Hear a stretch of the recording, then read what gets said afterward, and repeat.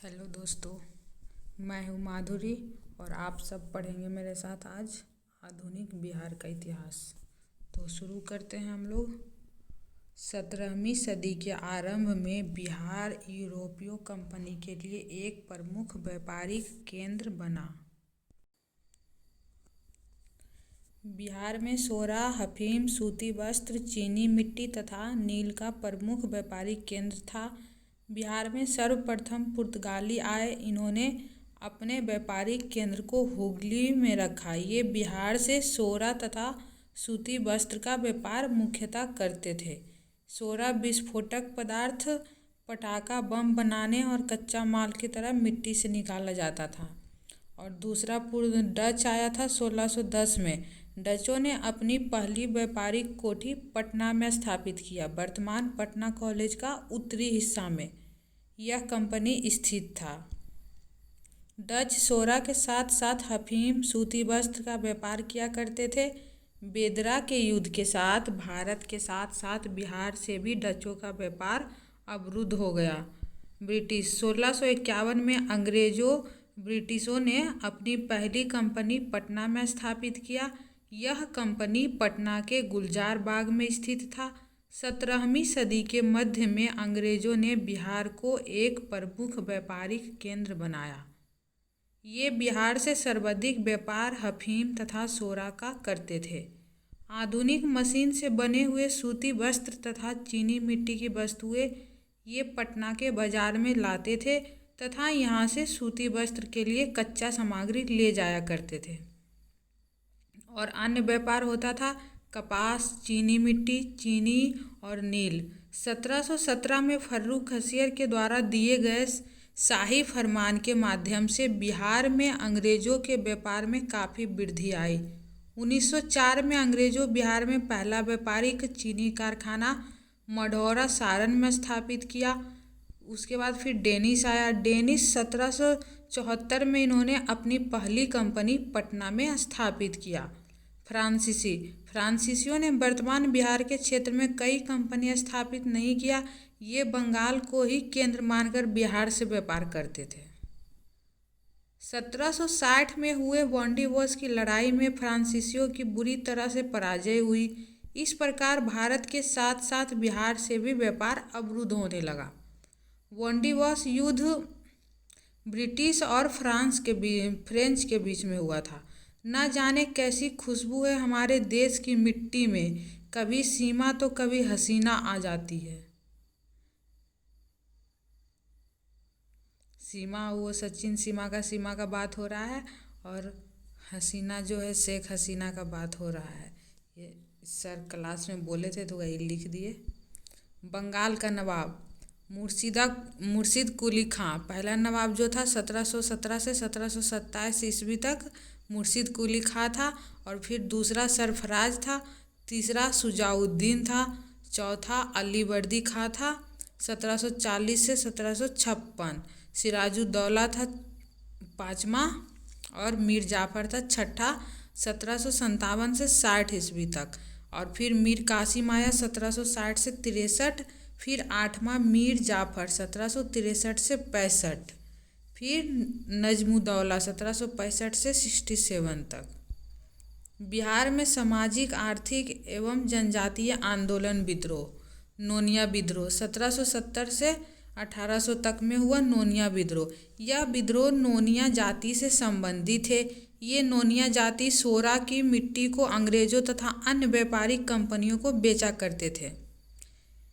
एक मन सोरे मतलब 40 केजी, एक मन में 40 केजी होता था। एक मन सोरे के मिट्टी के लिए अंग्रेज इनको 1 रुपया दिया करते थे, जबकि अन्य व्यापारिक कंपनी इसके लिए 2 या 3 दिया करते थे।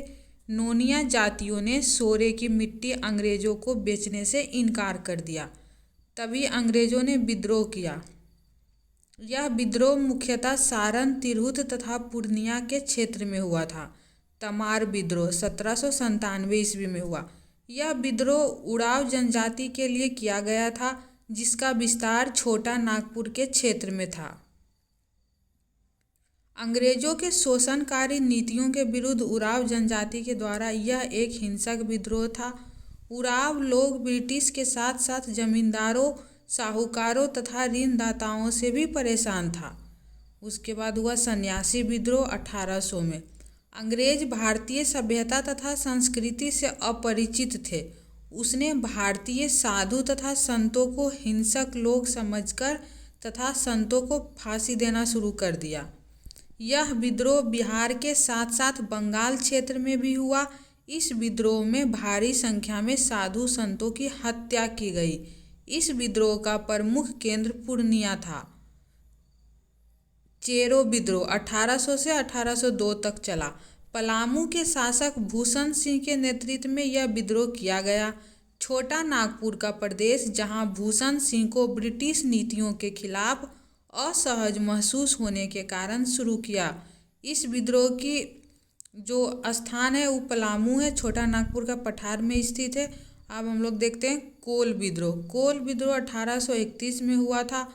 छोटा नागपुर के पठार के क्षेत्र में अंग्रेजों के द्वारा अवैध भूमि का अधिग्रहण किया जा रहा था, जिसके विपक्ष में कोल, मुंडा तथा हो जनजाति ने विद्रोह कर दिया।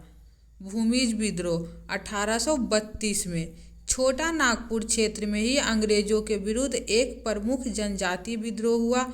यह विद्रोह मुख्यतः बीरभूम तथा सिंहभूम के क्षेत्र में विस्तृत हुआ था। संथाल विद्रोह 1855 से 56। इसका विस्तृत क्षेत्र राजमहल की पहाड़ियों से भागलपुर तथा ये संपूर्ण हिस्से छोटा नागपुर के पठार में ही सम्मिलित है। जमींदारों, ब्रिटिश औपनिवेशिक नीतियों तथा साहूकारों से परेशान होकर 1855 में संथालों के द्वारा इस विद्रोह को शुरू किया गया था। इस विद्रोह का नेतृत्व सिद्धू कानू चांद तथा भैरव के द्वारा किया गया था। यह एक हिंसक विद्रोह था जिसमें भारी संख्या में संथालों ने भाग लिया। 30 जून 1855 को राजमहल के भगनी-डी में सिद्धू कानू के द्वारा विद्रोह की शुरुआत की गई थी। इस विद्रोह का दमन कैप्टन अलेक्जेंडर तथा लेफ्टिनेंट थॉमसन ने किया था। इस विद्रोह को दामिनी कोह के नाम से भी जाना जाता है। इस विद्रोह में लगभग 60,000 संथाल मारे गए थे। तत्कालीन कारण ब्रिटिश दारोगा की हत्या 1855 में भागलपुर रेल पटरी निर्माण में बेगारी करवाने के क्रम में हुआ था ये। उसके बाद हम लोग देखेंगे लोटा विद्रोह 1856 में। ये विद्रोह हुआ था मुजफ्फरपुर का जेल में, और यह विद्रोह मुजफ्फरपुर जेल में कैदियों के द्वारा किया गया था। मुजफ्फरपुर में कैदियों को पहले पीतल के लोटे तथा अन्य बर्तन दिए जाते थे, जिसके बदले में अंग्रेजों ने 1856 में मिट्टी का लोटा तथा बर्तन देने लगे, जिसके कारण जेल के कैदियों ने विद्रोह कर दिया। अब हम लोग देखते हैं मुंडा विद्रोह। मुंडा विद्रोह का समय दो चरण में हुआ था। तो इसका समय है 1895 में प्रथम चरण, और दूसरा चरण जो है 1899 से 1900 में द्वितीय चरण। इस विद्रोह का विस्तार छोटा नागपुर के पठार क्षेत्र में था। इस विद्रोह के नेतृत्वकर्ता बिरसा मुंडा थे, जिन्होंने धरती आबा के नाम से भी जाना जाता है। धरती आबा का अर्थ होता है धरती का पिता, अर्थात जिनका जन्म लोगों के जन कल्याण के लिए हुआ है। मुंडा जनजातियों के कृषि करने के एक विशेष पद्धति, जिसे खुटकट्टी पद्धति कहा जाता था, जिसमें मुंडा जनजाति सामूहिक रूप से कृषि किया करते थे।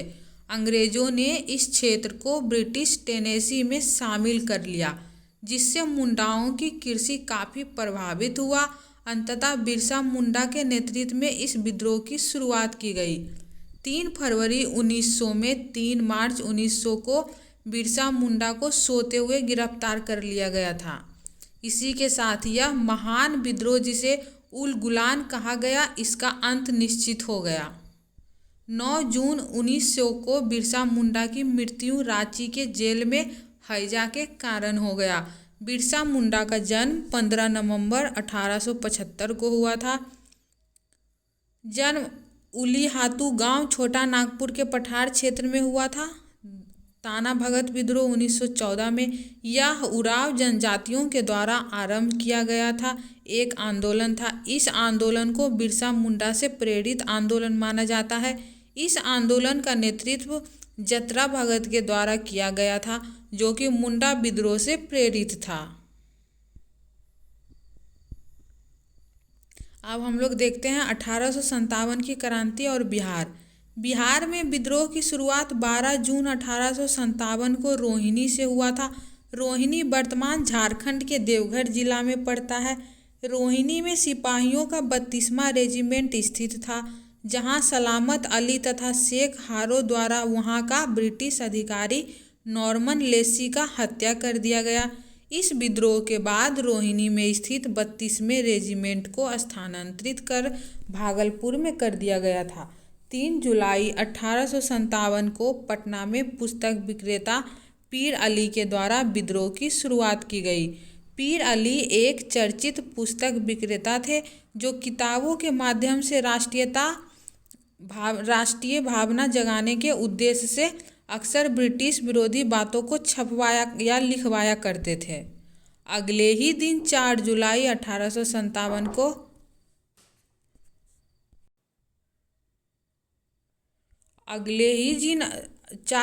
1857 को पटना के तत्कालीन कमिश्नर विलियम टेलर के द्वारा अन्य सहयोगियों के साथ गिरफ्तार कर लिया गया। केवल 2 हफ्तों के बाद पीर अली को 16 अन्य सहयोगियों के साथ फांसी दे दिया गया। 25 जुलाई 1857 को मुजफ्फरपुर में सिपाहियों ने कई ब्रिटिश अधिकारियों की हत्या कर दी। इस प्रकार मुजफ्फरपुर में भी यही विद्रोह प्रबल रूप ले लिया। 25 जुलाई 1857 को ही दानापुर के सिपाहियों ने पुलिस छावनी में विद्रोह कर दिया। यही सिपाही अगले ही दिन 26 जुलाई को जगदीशपुर पहुँचे तथा 26 और 27 जुलाई को पूरे जगदीशपुर में एक सशक्त विद्रोह हुआ। जगदीशपुर, भोजपुर, आरा और शाहाबाद। जगदीशपुर से अंग्रेजों को खदेड़ दिया गया तथा वीर कुंवर सिंह के नेतृत्व में सरकार बनाई गई। वीर कुंवर सिंह जगदीशपुर से आजमगढ़ पहुँचे। आजमगढ़ के निमंत्रण के बाद इनको वहां सम्मानित भी किया गया। वीर कुंवर सिंह कानपुर जाकर नाना साहेब की मदद भी किया। रीवा। एमपी के शासक ने वीर कुंवर सिंह को रीवा में प्रवेश की अनुमति नहीं दिए, जिसके बाद वहां की जनता ने वहां के शासक के खिलाफ ही विद्रोह शुरू कर दिया। वीर कुंवर सिंह के पिताजी साहबजादा सिंह ने अपने ज्येष्ठ पुत्र का विवाह गया में किया था। इस विद्रोह में वजीरगंज से खुशहाल सिंह ने विद्रोह का नेतृत्व किया। इस विद्रोह में 1857 का मुंगेर क्षेत्र से कोई प्रभाव नहीं था। 23 अप्रैल 1858 को उत्तर प्रदेश के बलिया से वीर कुंवर सिंह अपने सेना के साथ बिहार के तरफ कूच कर रहे हैं। बलिया के नज़दीक ब्रिटिश कैप्टन ली ग्रांड के नेतृत्व में अंधाधुंध गोलियां चलाई गई। वीर कुंवर सिंह तथा ली ग्रैंड के बीच इस झुंडप में कुंवर सिंह की जीत हुई। झड़प में इस युद्ध में वीर कुंवर सिंह के हाथ में गोली लग गया और चूंकि कारतूस के माध्यम से जहर पूरे शरीर में फैल जाता है, इसलिए कुंवर सिंह ने अपने ही हथियार से हाथ काटकर गंगा में प्रवाहित कर दिया। रक्तस्राव अधिक होने के कारण 26 अप्रैल 1858 को वीर कुंवर सिंह की मृत्यु हो जाती है। चूँकि 23 अप्रैल 1858 को वीर कुंवर सिंह की सेना ने अंग्रेजी सेना पर विजय हासिल किया था, इसलिए हम इसे विजय दिवस के रूप में मनाते हैं। वीर कुंवर सिंह की मृत्यु के बाद इनके छोटे भाई अमर सिंह ने जगदीशपुर तथा संपूर्ण शाहाबाद का नेतृत्व किया। 1859 में अमर सिंह को नेपाल जाने के लिए क्रम में वहां के राजा के द्वारा बंदी बनाकर अंग्रेजों के हाथ सौंप दिया गया। 1860 ईस्वी में अमर सिंह की मृत्यु गोरखपुर जेल में हैजा के कारण हो जाता है। विद्रोह के दौरान 30 जुलाई को कंपनी की सरकार ने पटना, शाहाबाद, चंपारण, सारण तथा मुजफ्फरपुर में मार्शल लॉ लागू किया। दानापुर में विद्रोह के दौरान मुख्यालय जनरल लो आउट के कमान में था। 1757 से 1857 तक कंपनी राज था, ईस्ट इंडिया कंपनी का राज। उसके बाद 1857 से 1947 तक ब्रिटिश क्राउन राज यानी कि विक्टोरिया महारानी का राज था। भारतीय राष्ट्रीय कांग्रेस और बिहार, हम लोग इसमें सिर्फ बिहार के परिप्रेक्ष्य में पढ़ेंगे, जो भी पढ़ेंगे बिहार के परिप्रेक्ष्य में पढ़ेंगे। स्थापना 1885 में बम्बई के गोकुलदास संस्कृत महाविद्यालय में हुआ था। संस्थापक थे A.O. ह्यूम। सदस्य इनका था 72। पहली बार में प्रथम 5 अधिवेशन हम लोग याद रखेंगे। बिहार में कांग्रेस का अधिवेशन, भारतीय राष्ट्रीय कांग्रेस का बिहार में पहला अधिवेशन 1912 को बांकीपुर पटना में रघुनाथ माघोलकर के अध्यक्षता में आयोजित की जाती है। 1922 ईस्वी में कांग्रेस का अधिवेशन गया में हुआ था, जिसकी अध्यक्षता चित्तरंजन दास के द्वारा किया गया था। 1922 के इस अधिवेशन में विधान परिषद में प्रवेश को लेकर विवाद उत्पन्न हो गया। अंततः चित्तरंजन दास तथा मोतीलाल नेहरू ने 1923 ईस्वी में स्वराज पार्टी की स्थापना की। 1923 ईस्वी में ही श्री कृष्ण सिंह के द्वारा पटना में स्वराज पार्टी की एक शाखा खोला गया। 1940 ईस्वी में कांग्रेस का अधिवेशन रामगढ़ में हुआ, जिसकी अध्यक्षता अबुल कलाम के द्वारा किया गया था। बिहार में कांग्रेस का अधिवेशन 3 अधिवेशन हुआ था, प्रथम, द्वितीय और तृतीय। हम लोग देखते हैं पहला अधिवेशन जो है 1912 में बांकीपुर पटना में हुआ था R.N. माघोलकर की अध्यक्षता में, और 1922 में हुआ था गया में। C.R. दास मतलब चित्तरंजन दास थे इसमें अध्यक्ष। और जो तीसरा अधिवेशन जो बिहार में हुआ था 1940 में रामगढ़ में हुआ था, जो कि अब झारखंड में है, अबुल कलाम आज़ाद की अध्यक्षता में। बंगाल विभाजन और बिहार 1950 में देखते हैं। 16 अक्टूबर 1905, गलती से 1950 बोला गया। 16 अक्टूबर 1905 को तत्कालीन गवर्नर लॉर्ड कर्जन के द्वारा बंगाल का विभाजन कर दिया गया। इसके विरोध में भारत के विभिन्न क्षेत्रों में कई विद्रोह हुए। 16 अक्टूबर 1905 को ही देश के विभिन्न हिस्से में लोग एक दूसरे को राखी बांधकर एकता का प्रतीक बने। 16 अक्टूबर को ही बिहार के दरभंगा में सत्येंद्र चक्रवर्ती ने नेतृत्व में राखी बंधन दिवस मनाया गया। पटना के क्षेत्र में बंगाल विभाजन के खिलाफ कई बार हड़ताल भी किए गए। मुजफ्फरपुर बम कांड 30 अप्रैल 1908 को हुआ था। बिहार के मुजफ्फरपुर जिले के जज किंग्सफोर्ड की हत्या करने का योजना खुद्दीराम बोस तथा प्रफुल्ल चाकी ने बनाया। योजना के अनुसार 30 अप्रैल 1908 को किंग्सफोर्ड के कार पर बम फेंका गया, लेकिन दुर्भाग्य से उस दिन कार में किंग्सफोर्ड नहीं बैठा था, बल्कि उस दिन कनेडी, उसकी पत्नी तथा उनकी बेटी का हत्या हो गया। 2 मई 1908 को प्रफुल्ल चाकी को पकड़ लिया गया। इसी समय प्रफुल्ल चाकी ने खुद को गोली से मारकर आत्महत्या कर लिया।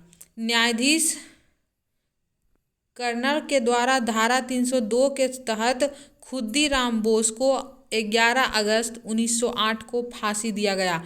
इनके वकील का नाम कालिदास बसु था। सबसे कम उम्र में शहीद होने वाले के रूप में खुद्दीराम बोस को जाना जाता है। इस समय इनकी उम्र 18 से 19 वर्ष थी।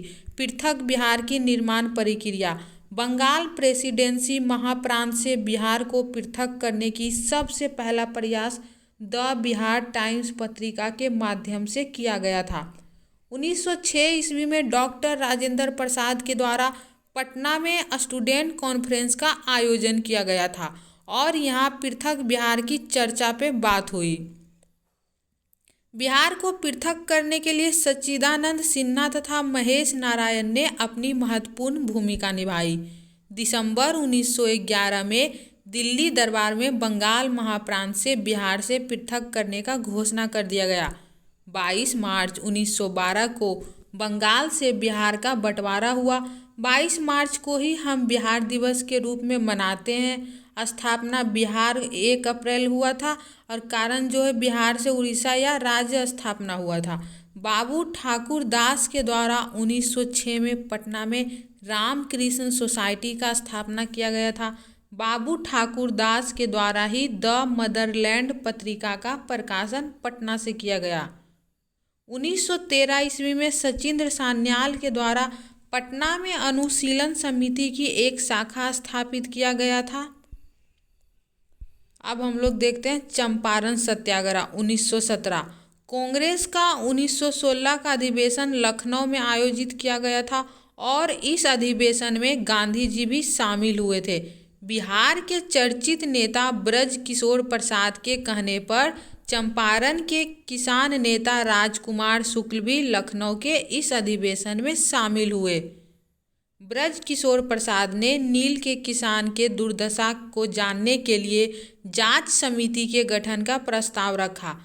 राजकुमार शुक्ल ने इसी अधिवेशन में गांधी जी को चंपारण आने का निमंत्रण भी दिया। 10 अप्रैल 1917 को गांधी जी कलकत्ता से पटना के लिए रवाना हुए। 11 अप्रैल 1917 को गांधी जी पटना पहुँचे तथा मजहरूल हक एवं डॉक्टर राजेंद्र प्रसाद के घर पर ठहरे। गांधी जी पटना से मुजफ्फरपुर की तरफ अपनी यात्रा को प्रारंभ किए। यात्रा में जेबी कृपलानी, डॉक्टर राजेंद्र प्रसाद तथा मजहरूल हक भी शामिल हुए। दीनबंधु मित्र ने नील दर्पण, एक बंगाली नाटक के माध्यम से नील के किसान के दुर्दशा को बताया है। गांधी जी 15 अप्रैल 1917 को चंपारण पहुँचे और वहाँ हुए प्लांट एसोसिएशन के सचिव M.N. विल्सन से मुलाकात किए तथा सहायता की मांग की। 16 अप्रैल 1917 को गांधी जी पर मुकदमा चलाया गया। पूरे चंपारण के क्षेत्र में धारा 144 लागू हुआ था। शांति को भंग करने के आरोप में गांधी जी को चंपारण भ्रमण पर चंपारण के तत्कालीन मजिस्ट्रेट हाईकोर्ट के द्वारा रोक लगा दिया गया। भारी भीड़ को देखते हुए मजिस्ट्रेट ने पुनः गांधी जी को भ्रमण करने का आदेश दिया। 16 तथा 17 अप्रैल को गांधी ने दर्जनों गांव को घूमा तथा नील के किसानों के विषय में अपनी चिंता जाहिर की। F.G. सलाई की अध्यक्षता में जांच समिति का गठन किया गया जिसमें कुल 6 सदस्य थे। गांधी जी भी इसके सदस्य बने थे। इस जांच समिति का नाम चंपारण एग्रेरियन समिति था। इस समिति के माध्यम से नील के किसानों की जांच की गई तथा 3 कठिया 3/20 पद्धति को समाप्त कर दिया गया। 1867 में नील के किसानों ने चंपारण तथा मुजफ्फरपुर के क्षेत्र में पहला आंदोलन 1867 ईस्वी में किया था। तब 5 कठिया 5/20 पद्धति को समाप्त कर 3 कठिया पद्धति लागू किया गया। गांधी जी के इस सत्याग्रह में राजकुमार शुक्ल, डॉक्टर राजेंद्र प्रसाद, ब्रज किशोर प्रसाद, धरणीधर प्रसाद, श्री कृष्ण सिंह, राम मोहिनी प्रसाद, मजहरूल हक, जेबी कृपलानी, पोलक शंभू शरण, नरहरि पारिख, महादेव देसाई, शंभू देसाई आदि शामिल थे। चंपारण सत्याग्रह गांधी जी का भारत में पहला सत्याग्रह था जिसमें इनको सफलता मिली। राजकुमार शुक्ल ने चंपारण निमंत्रण पत्र में गांधी जी को बापू कहकर संबोधित किया था। रविंद्रनाथ टैगोर ने गांधी जी के सफलता से प्रभावित होकर महात्मा कहकर संबोधित किया था। इस सत्याग्रह में अपार जन समर्थन मिलने के कारण ब्रिटिशों को चंपारण कृषक अधिनियम 1918 पारित करना पड़ा। चंपारण एग्रेरियन समिति में गांधी जी के अतिरिक्त L.C. Adani, Raja Hariprasad, Narayan Singh, D.J. Reid, M.D. Rainy शामिल थे। गांधी जी ने 14 नवंबर 1917 को चंपारण के बरहरवा गांव में स्कूल स्थापित किया। राजकुमार शुक्ल के गांव का नाम बरहरवा, प्रखंड चनपटिया था। 2017 में चंपारण सत्याग्रह के 100 वर्ष पूरे होने के उपलक्ष्य में महोत्सव का आयोजन बरहरवा गांव में किया गया था। गांधी जी जब चंपारण में प्रथम बार आए तो अंग्रेज अधिकारी इरविन ने गांधी जी को खाने पर बुलाया और गांधी जी को मारने के इरादे से रसोइया बत्तख मियाँ के द्वारा खाना दूध में जहर मिलाकर गांधी जी को देने के लिए, जो कि असफल रहा। डॉक्टर राजेंद्र प्रसाद द्वारा इसलिए कहा जाता है ऐसा कि इसलिए बत्तख मियाँ को गांधी युग और आधुनिक भारत की स्वतंत्रता के रूपरेखा का श्रेय दिया जाता है। बत्तख मियाँ को गांधी जी का जान बचाने का श्रेय दिया जाता है। दरभंगा किसान आंदोलन 1919 से 20। यह किसान आंदोलन दरभंगा तथा मधुबनी क्षेत्र में हुआ था। इस आंदोलन का कारण दरभंगा के राजा रामेश्वर प्रसाद द्वारा भू राजस्व की वृद्धि कर दिया जाना था। यह आंदोलन चंपारण के किसान आंदोलन से प्रेरित था। इस आंदोलन में सक्रिय किसान नेता विद्यानंद थे। 1920 में असहयोग आंदोलन के दौरान दरभंगा में विद्यानंद किसान आंदोलन में शामिल हो गए। अंततः दरभंगा के राजा को भूमि कर में कमी करना पड़ा और यह किसान आंदोलन समाप्त हो गया। बकासत भूमि आंदोलन 1937 से 38। बिहार के किसानों ने बकासत भूमि की वापसी में मांग के लिए इस आंदोलन को किया। बकासत भूमि अधिक समय लगभग 3 वर्ष तक किसी भूमि पर किसान द्वारा कृषि न करने पर भूमि जमींदारों या राजा के स्वामित्व में चला जाता था। इसी भूमि को बकास्त भूमि के नाम से जाना जाता था। इस भूमि को वापस किसानों को देने के लिए लगभग संपूर्ण बिहार में बकास्त भूमि आंदोलन शुरू किया गया था। बकास्त भूमि पर जमींदारों तथा राजाओं का हस्तक्षेप था। स्वामी सहजानंद सरस्वती के नेतृत्व में 1937 तथा 1938 में इस आंदोलन को चलाया गया। आंदोलन के प्रमुख क्षेत्र बेगूसराय, सारण, गया तथा तिरहुत था। छपरा में किसान नेता राहुल सांकृत्यायन सक्रिय थे। अब हम लोग किसान सभा देखेंगे। 1922-23 ईस्वी में किसान सभा के गठन का पहला प्रयास मोहम्मद जुबैर के द्वारा किया गया था। किसानों की समस्या के समाधान के लिए किसान सभा का गठन किया गया था। 4 मार्च 1928 को बिहटा, पटना में स्वामी सहजानंद सरस्वती के द्वारा औपचारिक रूप से किसान सभा का स्थापना किया गया। 1929 ईस्वी में सोनपुर मेले के उपलक्ष्य पर व्यवस्थित तरीके से किसान सभा की स्थापना की गई तथा इसका सचिव श्री कृष्ण सिंह को बनाया गया। बिहार प्रांतीय किसान सभा का दूसरा अधिवेशन पुरुषोत्तम दास टंडन के नेतृत्व में भागलपुर में आयोजित किया गया था। 1935 ईस्वी में किसान सभा का तीसरा अधिवेशन हाजीपुर में स्वामी सहजानंद सरस्वती के नेतृत्व में आयोजित किया गया था। हम लोग देखते हैं प्रथम किसान सभा जो था 1929 में हुआ था सोनपुर मेला के स्थान पे, जो कि नेतृत्व करता थे स्वामी सहजानंद सरस्वती। और द्वितीय किसान सभा हुआ था 1934 में भागलपुर में, उसके नेतृत्व करता थे पुरुषोत्तम दास टंडन। और तृतीय किसान सभा 1935 में हुआ था हाजीपुर में और उसके अध्यक्ष थे स्वामी सहजानंद सरस्वती।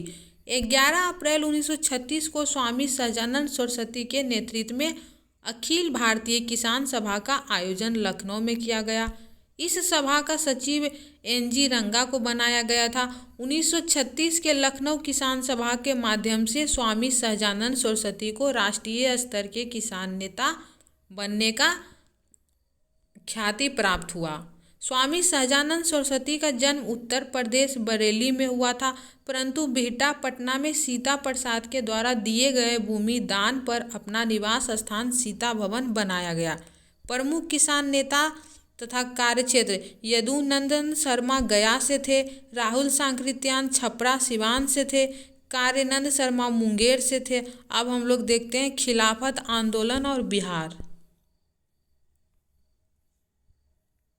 1922 तक चला था खिलाफत आंदोलन। प्रथम विश्व युद्ध के पश्चात तुर्की के खलीफा का अधिकार को समाप्त कर दिया ब्रिटिशों द्वारा। इससे पूरे विश्व में मुसलमान अंग्रेजों से खफा हुए और इसी के विरोध में भारत में खिलाफत आंदोलन चलाया गया।